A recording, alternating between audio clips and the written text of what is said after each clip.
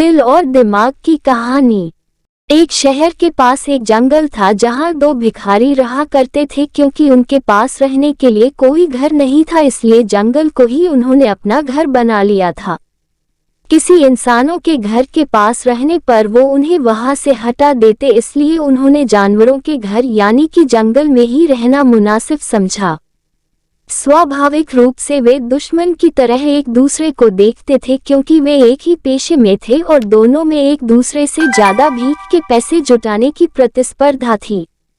दोनों भिखारियों में से एक अंधा था और एक लंगड़ा था, और वे हमेशा अपने ग्राहकों, भीख देने वाले लोग को लेकर झगड़ते रहते थे। आप नहीं जानते कि भिखारी आपके बारे में क्या बातें करते हैं। उनके अपने ग्राहक हैं, उनके अपने क्षेत्र हैं। वे दोनों भिखारी लगातार लड़ रहते थे। उन्हें एक दूसरे के कारण बड़ा संघर्ष और प्रतिस्पर्धा करनी पड़ती थी भीख मांगने में, इसलिए वो दोनों भिखारी सालों से दुश्मन थे। ये दुश्मनी ऐसे ही चलती रहती, लेकिन एक दिन जंगल में आग लग गई। अंधा भिखारी चलने और दौड़ने में पूरी तरह सक्षम था, लेकिन यह उसके लिए खतरनाक था, कारण वह देख नहीं पा रहा था कि वह सही दिशा में जा रहा है या नहीं।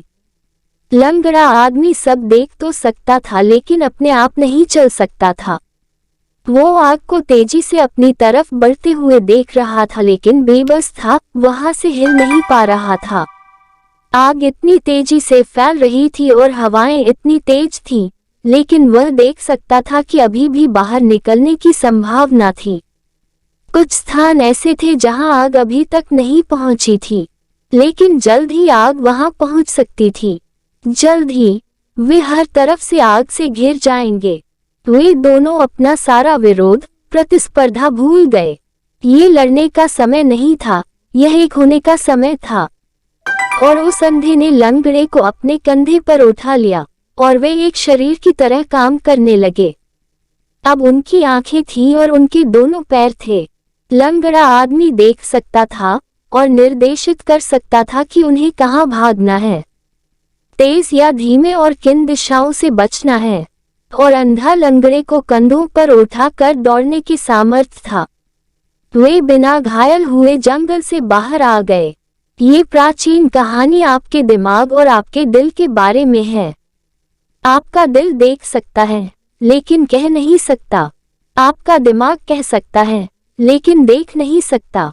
यदि आप अपने दिल और दिमाग को, अपने प्रेम और तर्क को करीब लाने में सक्षम हैं, अपने अनुभव और अभिव्यक्ति को करीब लाने में सक्षम हैं, तो शायद मन भी कुछ महत्वपूर्ण कह सकता है। ये पूर्ण नहीं हो सकता है, ये संपूर्ण अभिव्यक्ति नहीं हो सकता है, लेकिन ये सही दिशा में एक संकेत हो सकता है। मैं ऐसा नहीं कहता कि दोनों के साथ आने से गलतियां नहीं होगी, लेकिन उतनी नहीं होगी जब वे अलग अलग रहते हुए होती है।